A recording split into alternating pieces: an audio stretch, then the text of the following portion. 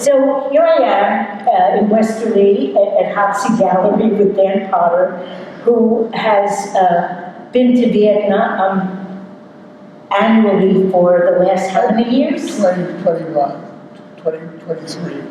I go other places as well, but usually my habit now is in January when it gets a little cold and the snow is not so interesting anymore. I go to Vietnam until mid-April. By mid-April in Hanoi, it is getting so hot that it's not pleasant anymore. People are really upset by it, and now it's just starting to cool off a little bit. But I would say that I get there in January, and people wear sweaters and things inside, no heat. And some people have electric, those AC, electric and cooling and hot things. But I try to avoid using electricity like that, so I just wear a sweater, a coat inside, and step out during the day, it warms up a little bit. And in a cafe, people go and get warm, and that's a great way to meet people. So I started meeting people in cafes all over Hanoi over the last 20 years. And I was really lucky, about 4 years ago, a guy from Japan started something called FU, and it's like an international coffee house for training people to become baristas. And he's an architect, so he also takes on architectural assistants and doing projects about Hanoi. One of his concerns, and everybody's concerned by this, is the pollution from motors. Everybody wants a gasoline-powered motorcycle, like the old Honda 50, but many, many, many of them. And the buses are now electric, so that's not a problem. So it's a question of where's the pollution coming from? Well, like Mexico City, Hanoi is one of those pockets where waves come up from Hoi An and other places, not Hoi An, anyway, places nearby along the coast, Haifa. And the pollution hangs over Hanoi. So people are looking at the air quality, and sometimes it's the worst in the world. But I'm luckily not affected by it. I cough up some phlegm and spit it out, and I feel fine. So I'm lucky maybe just to do that for 3 months a year. Now, the first time you went, 21 years ago, what was your motivation then? That was an interesting thing. I, out of the blue, had a dream several times, several different nights, in which a woman who looked a little like Jane Fonda, but it wasn't Jane Fonda, said, "Man, I know." That's all. But it wasn't Hannah Jane who... I had to find out why she was saying that or what it was. I was very naive. I thought that if I went to Bangkok, flew in there, then I could just take a train to Hanoi. Well, there is no train. There is a long bus ride you can go around, but they actually, in the hotel I stayed in, they said, listen, we can get you a visa, you're going to need that, and not an expensive flight from here to Hanoi, and that'll be already in about 10 days. So I stayed 10 days in Bangkok, which was fascinating. I love it. I would like to live there some more too. But I flew into Hanoi, and this was like 2001, and the guys that I met in the cafe were a lot of them were American vets who'd gone back kind of with remorse to help out in Hanoi. People who want to find the missing family members, the ones who want to take care of orange problems, and the ones who are worried about unexploded devices, the mines. So I've met a lot of interesting people who are trying to save them. And they did. In the last 20 years, very few mines anymore. Agent Orange is more what we see here. The guys who are handling some of the ordnance here are complaining about cancer. So really, there are quite a few Americans there of our generation. There were at the time. They've moved back to the States or died or gone somewhere else. I see a few of them. But it's mostly now a whole new generation of young people who were kids back then, and now in their mid-20s, successful businessmen, working for corporations, making real estate deals. It's turning into the U.S. There's some irony in that. There is, but I know where to find old quarters and old people. I like the old guys that just spoke French, who lived in the French schools. But they would be my age, about 80 now. And they were very proud of being really good students back then in French. I think the French colonial system was actually more helpful than the U.S. But there were some horrible places, like Angola, places where torture, keep people, hold them down to tobacco farm. Anyway, greed is a horrible thing everywhere in the world. And what I like about some of the young people I meet now is that they've been to good colleges in the U.S. and they don't want to be greedy. Many of them want to do something for the environment, save trees, like that thing I showed you where, invasive species are a big problem globally. They are, and I think as the climate changes, they become worse because they're better at being opportunistic in, We're going to have like antique farms, we can help old plants survive the modern climate. There are plant breeders in the U.S. that are trying, at least for food plants, to look back at breeding of, indigenous varieties of foods. So there is sort of a movement. I'll tell you what, Riverside Park, as you know, you've been there, a lot of invasive plants, a lot of Japanese knotweed, Japanese hops, mugwort. But, so I laughed. What we try to replace it with are native, but really aggressive natives that people don't even want in their yards sometimes. Because they'll take their native plants. And they can stand up against the others. A little better than the really refined, fancy stuff you have in your garden. Eat from those, like wild blueberries? It's funny, Riverside Park does have wild, I don't know if they're huckleberries or low bush blueberries, but they've been there for quite a while. But a lot of it is just pollinator plants, but they're plants that, the bees, the butterflies, the pollinators love. We do have a community garden at Riverside Park. It has its own drama, actually. It was moved over the last year across the street from its original site because the city decided to contract with Habitat for Humanity to build 3 houses, 3 duplexes on the parcel where our community garden used to be. Why would they put a different parcel? Well, I keep saying that, but it's true. I believe they should have made that kind of deal for Fort Trumbull.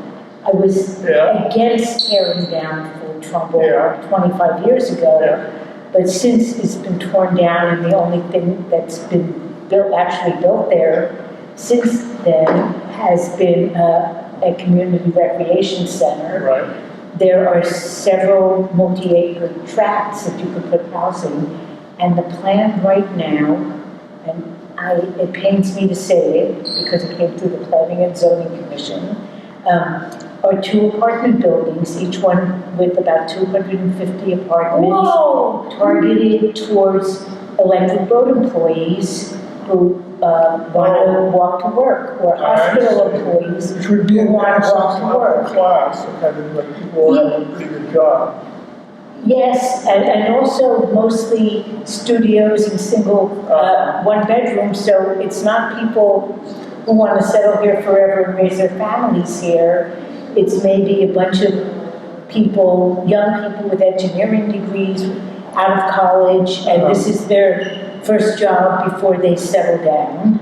And so I can't say this is true of all that sort of development in New London, but I've looked at voter histories of people who live in some of the apartment complexes that have been built in that area within walking or biking distance of electric boat. And they tend to vote in like presidential elections or gubernatorial elections, but a very low percent vote in local elections. So they're not really engaged so much in local politics. That's interesting. They don't know Yeah. trust, or they don't read the paper.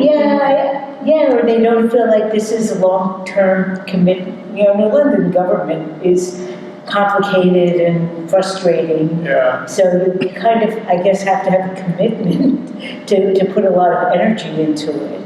So I don't know, it's just, so they have 2 of those apartment projects and a big parking garage planned for Fort Trumbull. And at least one of those areas with an apartment building, they could have probably had Habitat build 25 houses there. It wouldn't have that same density, but, you know, it's a really nice spot. It's near the water, the sewage plant works now, so the area doesn't smell bad. It's near the State Park, which is gorgeous. It's near the rec center, which they've done a really nice job. So, yes, personally, I think the city could have found a different spot. But they decided that this one parcel, which was owned by the city, was about half an acre, could have 3 houses built on it. And we did convince them to relocate us rather than just disband us. So we relocated across the street and down the block. Our new site is actually an upgrade, but it was a lot of work to get there.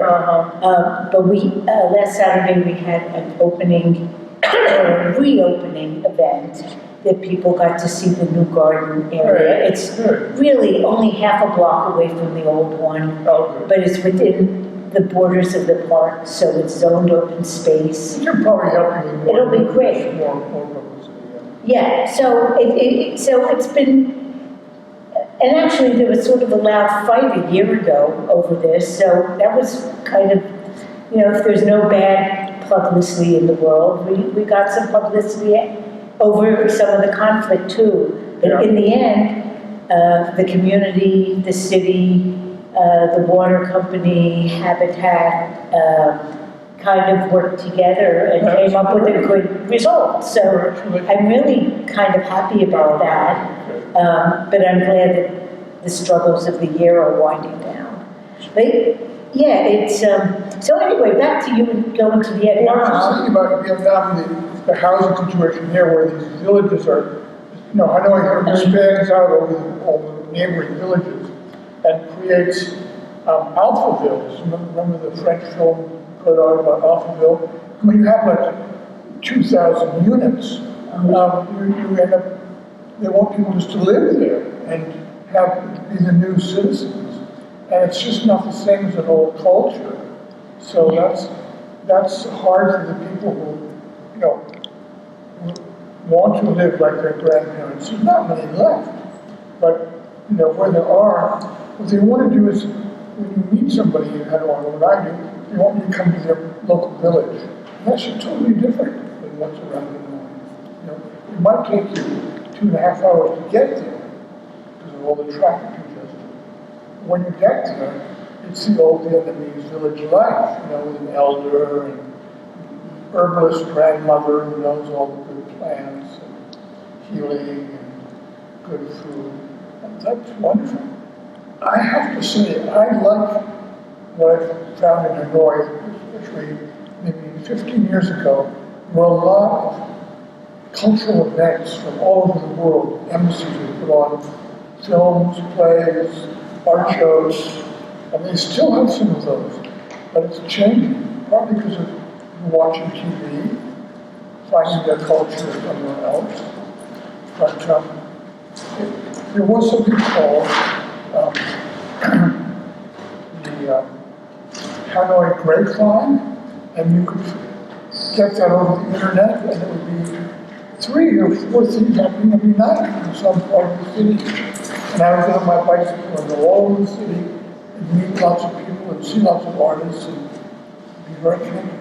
And now it's like maybe 2 a week, maybe just 1. It's a changed world. But, you know, something like that is a very valuable thing. It happens in London too, where people read on the internet about something. Maybe what's happening right here. This art show could be fun for people who don't want to have to travel too far and look around. I'd be happy to answer any questions you have about these paintings. A lot of these go way back, 20 years or more. 30 years. We'll look at some of them close up. But I had one other question first. Okay, so you kind of talked about why you went to Vietnam the first time. What about the second time? Well, here's the thing, when I got there, I felt like I was a returned soul. They were really interested in me coming back, liked the culture, the old culture. And it just felt so comfortable. And I felt like maybe there is something called a revenant, when you come back in another lifetime. I just felt like that. So I still feel really well adopted by people. They loved it, having me come and visit their different art groups and see what's going on in their villages. And so I'm good at, like you, I'm a good listener. So I listen to what people have going on and try to help. And a lot of them, for about 10 years ago, there was a whole period where they wanted to come to New York. They thought maybe I could help them become famous artists in New York. I think they're not so worried about that anymore, and they can show their paintings in little local galleries and things.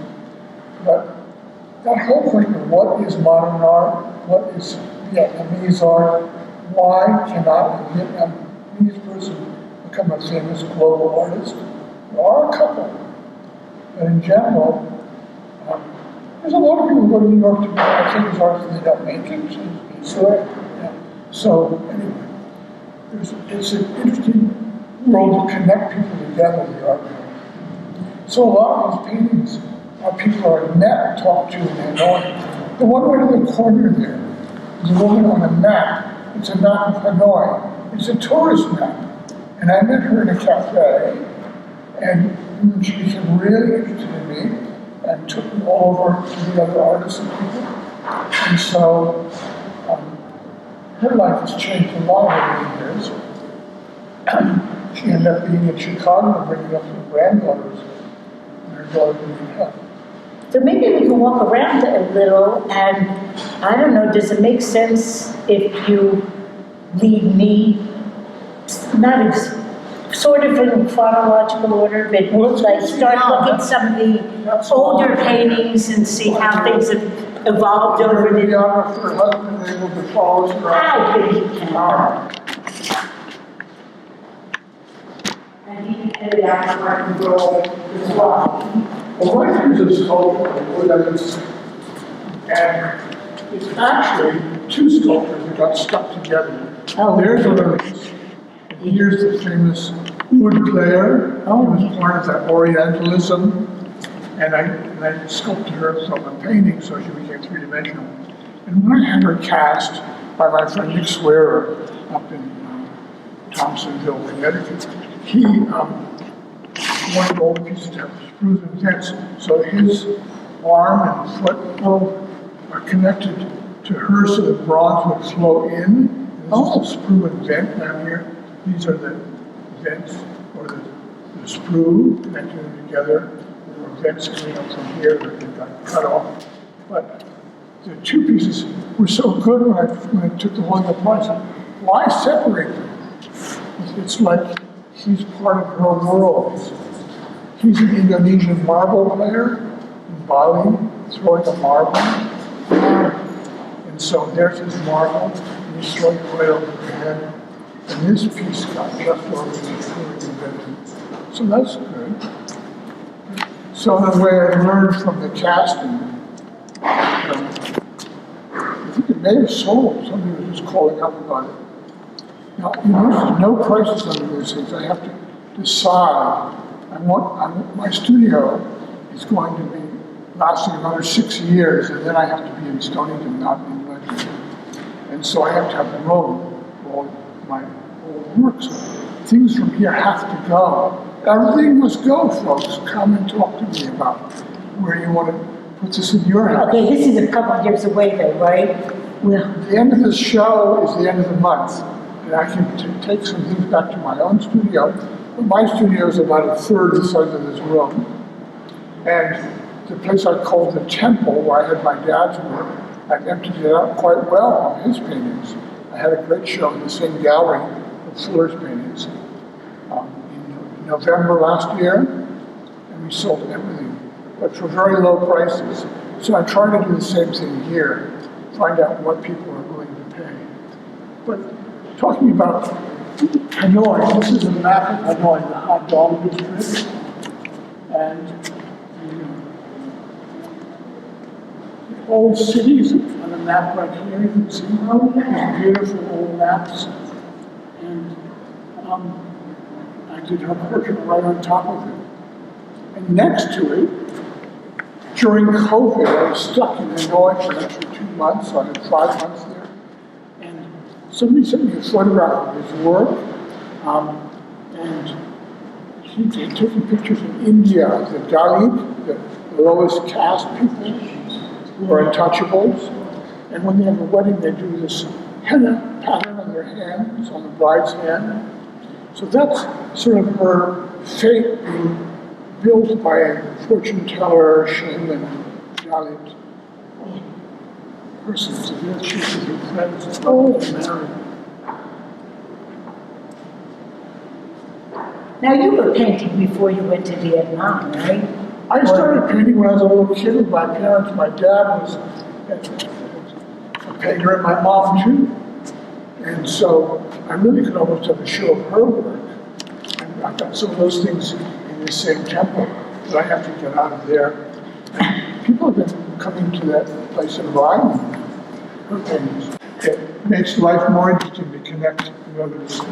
Yeah. So here's somebody in my first studio in Hanoi. It was above a place called Le Pou.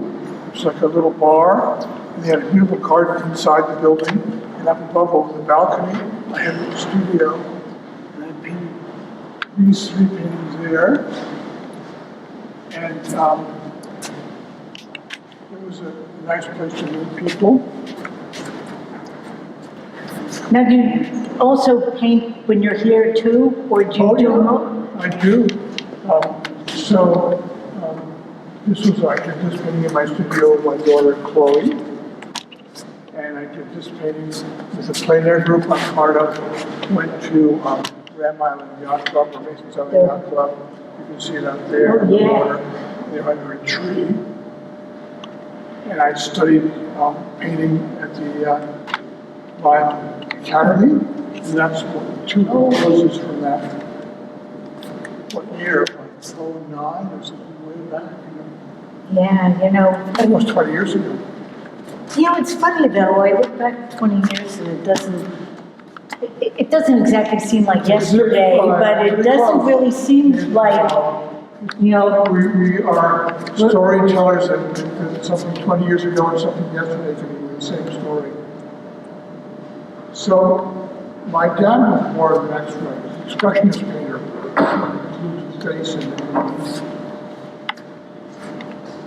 and sometimes I just paint people like it's like a memory of somebody I met. This was done in Istanbul. I lived in Istanbul one winter, and 2 friends from the London area came to visit me, and you know Joanne Week, her friend Constance Christopher is pretty important. Oh, I know Constance, and Joanne. And Joanne. Ah. Yeah, those are like 3. Yeah, they're great. And interesting enough, this face here looks so much like a new friend of mine in Hanoi, but it was done in 05. So there's somebody who just visited my studio 21 years ago. Well, he's only about 21 himself, the guy that I know now. So it's an incarnation. And this is a nice guy, Murat, M-U-R-A-T. And they have Murat, I had a party before I left. And I asked people, bring your favorite dish. Well, he didn't try to like, so he found a beautiful omelette. Dish. Just don't open here. Got some cans. Yeah, That. Well, it's just. and then it's got a lot more permanence than, This was done, collab I did from a Mexican newspaper in Tepoztlán. because there's an article about it, for some reason, actually Oaxaca, I was in Oaxaca, and I just copied it. I love the pose. And this is the famous woman who did the code for the army. Do you know what I'm talking about? No. It's kind of a name. I'll think of it in a minute.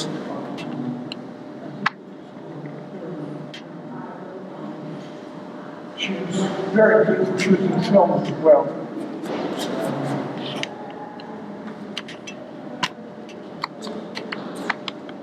So this painting, the poster, somebody had made it called Staying at the Edge of the Residency for Peace, beside the wars in China and crime. And they left just those blue letters on a white piece of foam. And I love painting on foam core, so I said, well, I'll do a painting of my favorite kind of Islamic isolation, like meditation. And I'll put a nude in the middle of it and make it into a piece about war and peace. And because part of the whole issue of war is that people who invented this tessellations were Islamic, and they didn't want mirrors painted in their paintings. And they wanted people just to follow their eye, whatever that was for them. I love this. This is called a nomad. You see inside this red triangle, those three lines make up that entire pattern.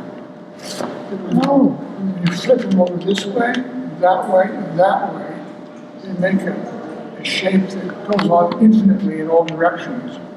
And then if you start to follow the line within the pattern, it goes around over the whole scene. Wow. Great long travel.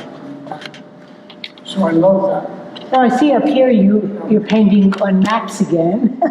And back there, I spent a winter in Costa Rica, but this was done before that, because people give me old atlases and things, and I just put them in the middle of a life drawing group.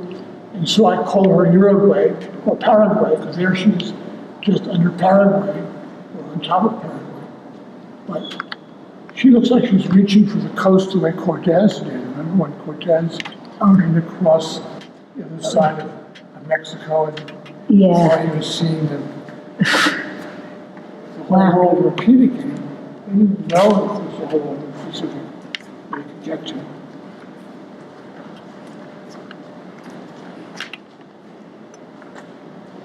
So this card here comes from a play that we did at Mama, the Mystic Beast. You know we have that theater. Oh, yeah. And the Mystic Beast had something called Traffic Jam Rock. And my older daughter was inside a school bus about this big that she could push along with little sticks. She was a little kid. And two people wore roller skates that I made out of sneakers from roller skate parts and with a Porsche of a carapace. I know, well, you're going to have a chance if you want to talk about the egg as well. About the egg. Well, this is, you know, remember the whole thing about the head of North Vietnam and Trump, and they called each of them Rocket Man? Because they were trying to get to the moon. Oh. So this is like called Rocket Man. It says, takes off for greatness beyond his origin. So these are all commentaries on different types of personalities. Flotsam and Jetsam. I think flotsam and jetsam are words that come from living on the beach where things float in. Oh, yeah. Jeté, thrown away. So here's a thrown away, a louvered window shade. It's not a Venetian blind, it's just slats.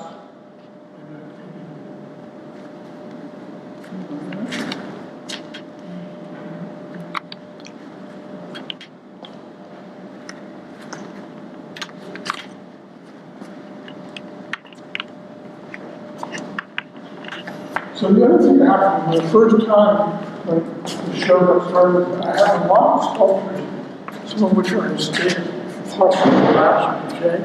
And this one stretched out into a very long line. And somebody bought it, right? Anyway, it's a simple line. She was more like this. So sometimes when things get old, they become more interesting antiques. That may be true of some of us as well.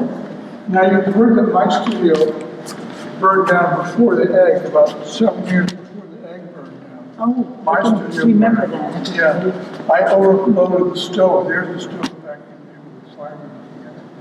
But the beams were so dramatic. And when I heard that the fire went, I said, this is great. I said, take a picture of what's going on here. Letting go. Doesn't sound like that part would be too easy. It's been hard for me letting go of all this stuff. It happened in waves. Like selling my family farm, house, it's like you have to let go of where you were last year, yesterday, you move on to the next thing. But I've done 3 of these Las Meninas. I don't know if you know the Velázquez painting, but he did a painting of the little Infanta. One was going to become the important queen in his family. And here he is doing the painting. And I think that's her father coming in the door with her. Also. And these courtiers were all talking to her. And I love that scene. So much going on with all the people talking to each other. And here's me in 2 versions. One in wintertime with a hat on, looking like a altar, like he's all a beard.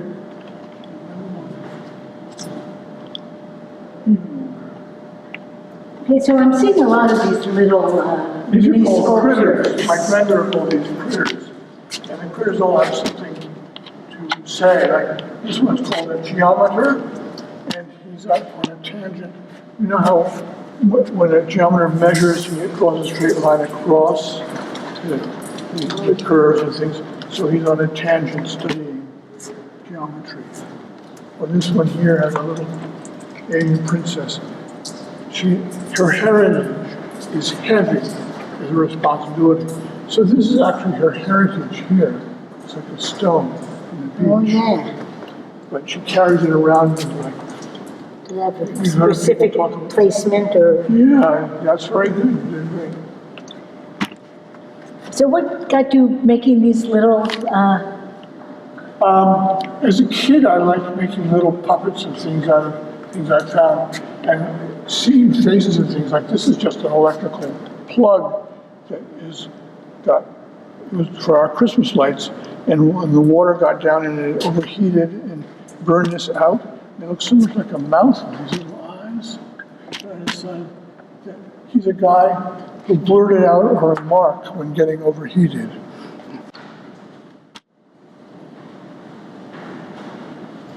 so is there any medium you like better than others, or do just some just? Well, each one has its own thing. Like those little critters are kind of fun. It's like playing with little dolls and little imaginary friends.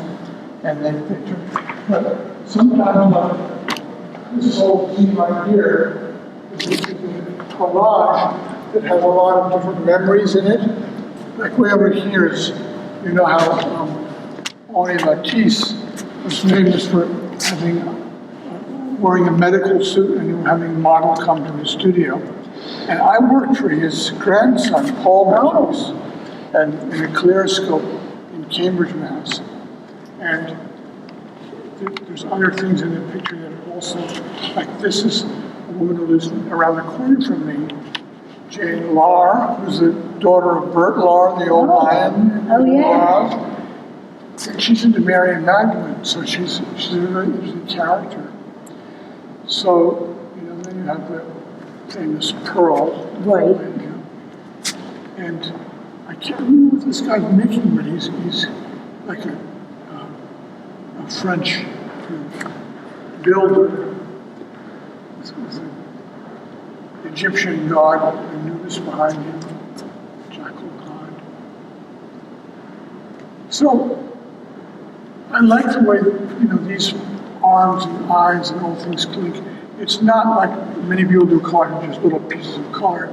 But I like to pull the images out and weave them together into a story. So I can't remember what that one's called. You can look it up. And remember I talked to you about the gnomon and the Islamic pattern? Oh, yeah. Well, that star up there is done the same way. You fold the paper 5 times, so you get a 10-pointed star, or 8, so 4 times 8-pointed star. And you just cut a couple of cuts and all of them folds into a star. Yeah, we used to do something like that with 6 to do snowflakes. Yeah, right? exactly. Days. 6 is good too.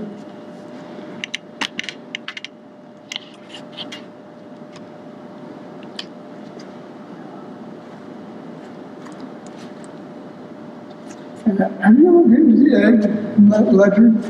Dragon's No, I have not. Because when you drive into the egg, it's on Jewel Road, you'll see the woman that came out from this one. One of my sculptures I cut an inside and an outside.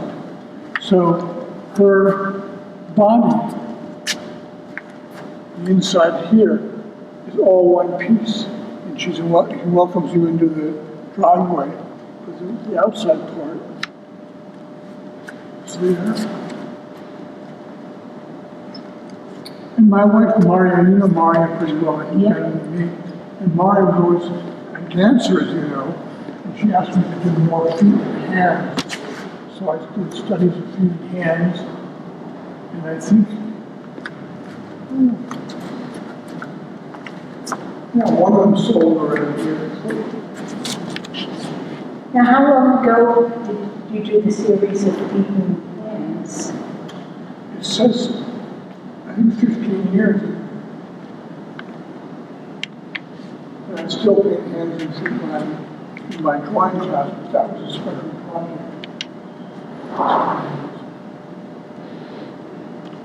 Yeah, I'm glad she told you to do it. Yeah, I like that. this painting I did in 1965 when I was at Harvard. I loved to paint of Franz Klein and Robert Motherwell, so I did that on cardboard. And it survived. Cardboard is pretty tough stuff.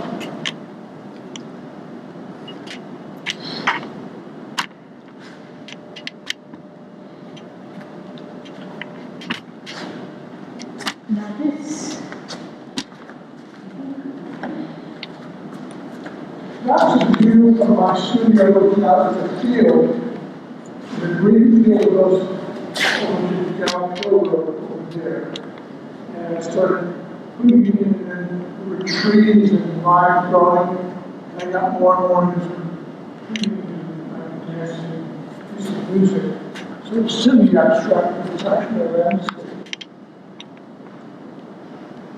And there was a wild turkey living with her babies right in the wall over here.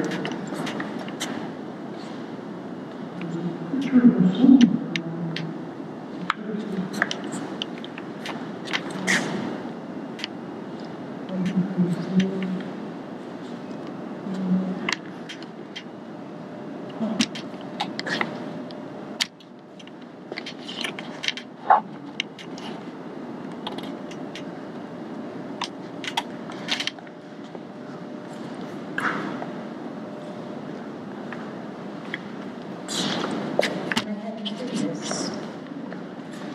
Here she is. The little baby's following Turkey Parade. And my plein air group was painting that area. There's the barn that burned down. And there's the Dragon's Egg, which has its facade facing the barn is peeling off. It's all fixed now. how long did it take for you to get reopened? That took 2 or 3 years to get that egg reopened. It was a long process with the fire marshal and insurance. The code, the building codes had changed a lot. We built it in 2000, just about when I went to Hanoi. I'm guessing the building codes have only gotten much tighter. Oh, and it's so much more complicated.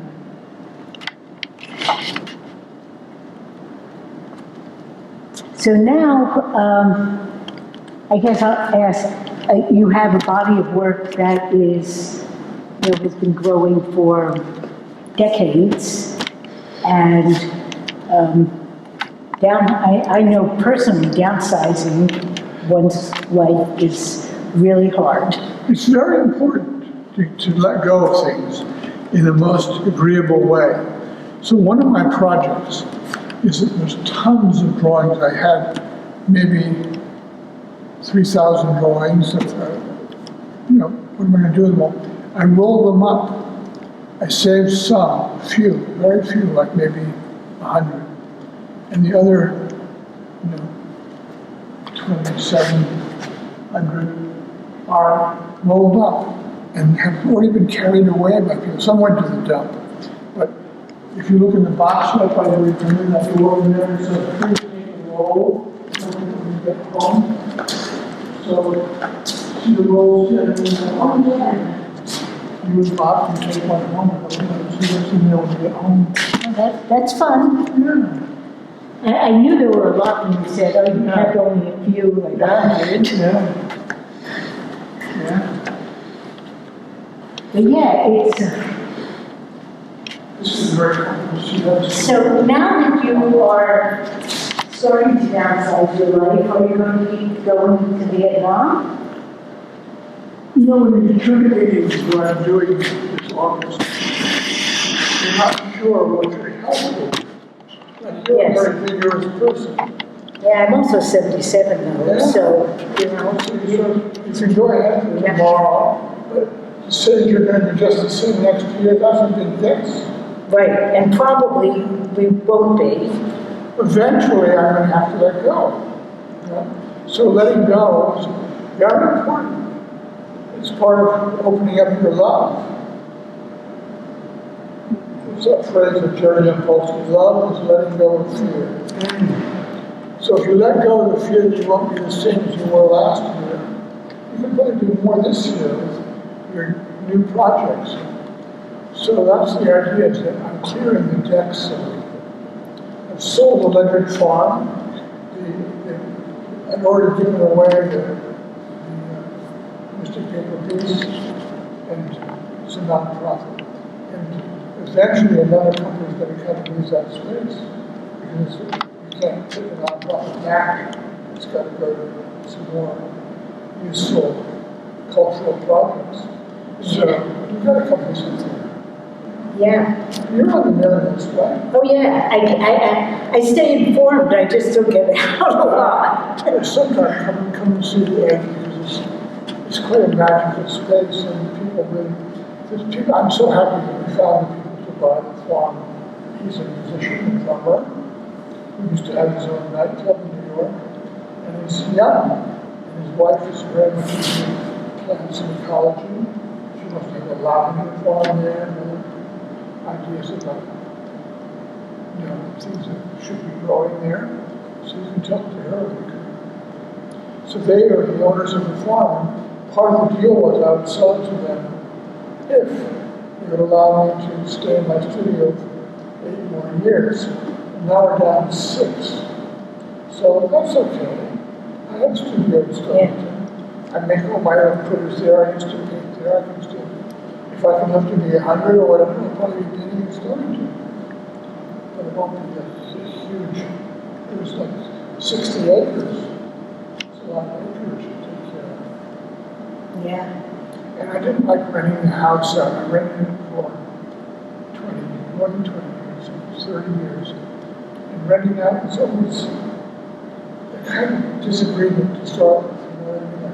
Are you doing what you said you'd do? And I saw it to them where I know what you're living are like, and I'm happy to see what they're doing. We have 2 boys, and they're enjoying the woods like I used to. Are there things going on at the egg in the next Yeah, no, so, period of time? How do people find out about it? so it's dragonseggstudio.org is a site with a calendar. You see everything on the calendar that's coming out. Okay, And there are dance pieces, music pieces, theater companies coming. One thing Marya's still trying to work out is how to have the fire department allow people to spend the night. They were very worried that if there were another fire like that one if somebody would be trapped upstairs and not be able to get out. One staircase. My theory is there's a balcony all around the main dance floor and doors going out. They can just drop down off the balcony and be all right. But I'm thinking now, kind of folding staircase railing and go down, push it down and go down the stairs. you know, I don't know what the solution is, but, you know, in downtown New London, one of the problems with using upper floors of a lot of, you know, the commercial space or the gallery spaces downstairs is like egress in case of fire if someone is living there. And, you know, when you look at old buildings or old style communities, that becomes a real challenge to deal with. I love those New York fire escapes where you sort of, it's above the street level, and if you get on there and you're sitting and having a picnic or whatever you're doing, you can fold it down, get to the street if it's a problem. That looks a lot to me. So that's why I'm thinking of this staircase or railing. Yeah. It's like access to getting out of the, they made us, for instance, to change the code, since the new building's there, we have to have those push bars. Oh, yeah. So we have those. So people can just, Push the way out of the building. yeah. I think it'd be all right. Don't be more. It is wonderful for a company coming from New York, say, to not have to pay rent, to not have to pay for lodging, to have a kitchen in the building, and cook a little something. For 20 years, there were lots and lots of companies that came here that enjoyed them. And I think that it will start back up again in a more regulated way. You know, and you're not alone in, you know, that kind of thinking about, you know, what part of the legacy can be preserved and what kind of things, you know, may change. I don't know, do you know Mike Alowitz, who lives in New London? What is this place? Red Square on Federal Street. He's an interesting character. He lives in New London. He taught mural painting at CCSU for quite a few years. It is politically pretty radical. And he bought a cubicle building in New London and painted it red. And I think he also is working with a group of younger people. You know, he's another one of our generation. And figure out like how to keep the legacy going and not just depending on all of us living forever, because none of us will. Yeah, I do prefer to use the word energy. Legacy sounds both like law and, you know, the whole sort of like Ivy League or something. Yeah, bureaucratic too. Yeah, no, I think it's more like an energy and a kind of openness and a kind of inspiration to keep that going. And I think that Jay and Lydia in the farmhouse have that already. I've seen some wonderful shows. Oh, that's awesome. Yeah, slideshows and music in the space. So you'll get one of those announcements about that too. That'll be great. So maybe finishing this up, you have a room full here at the Hoxie Gallery, and you're downsizing your life. What do you recommend people who want to see it before the 31st and might be interested in some of the pieces? Yeah, so check library hours. It's closed Sundays, but otherwise very good hours. A lot of times we're until like 8 at night. So it's open whenever the library's open, you can Just come up. and if you see something you like, there's numbers on the pieces, and there's an email from Marya over there. You can send her an email saying you like this, is it available? There's red dots for things that are already been sold. So.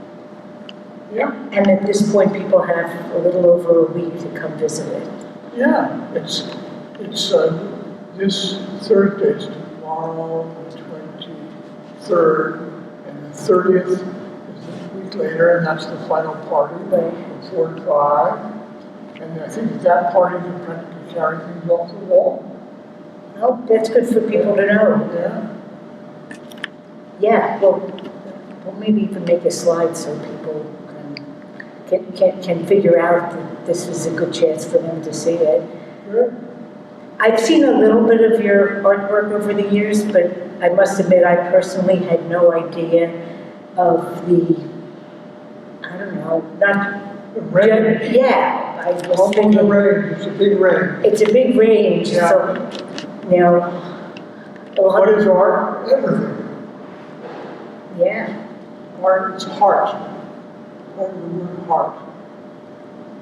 So yeah, so thanks for talking to us, and this is the first time I've been maybe even inside the Westerly Library, not to mention this It's a gallery. splendid place, isn't it? Look at this, it's like a Roman map. Yeah, And Mr. Hoxie, there's a machinery inside the hallway there, oh yeah, and he decided he wanted to give a gift and keep it going. He would call that a legacy, right? yeah, Yeah. maybe, you know, the room does have energy too. Like It does, the library, when you go down the stairs here, you probably saw when you came in, but if you go downstairs, look across at the big room down below. There's a big room above where they have concerts, but down below, there's people sitting as if they were like a very fancy club, reading books, windows. Very nice.